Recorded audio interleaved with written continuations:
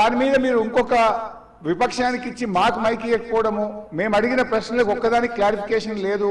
ఇది పూర్తిగా ప్రధాన ప్రతిపక్షం గొంతు నొక్కడం కాదు సార్. మాకెందుకు ప్రొటెస్ట్ చేయడానికి మైక్ ఇయ్యరు?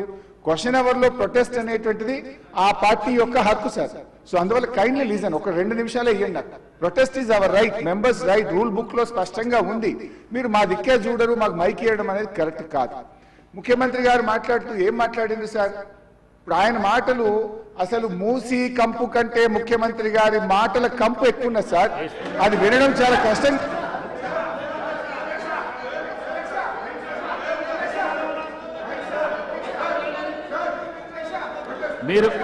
మీరు క్వశ్చన్ కు సంబంధించి మాట్లాడుతా అంటే మీకు మైక్ ఇస్తాను.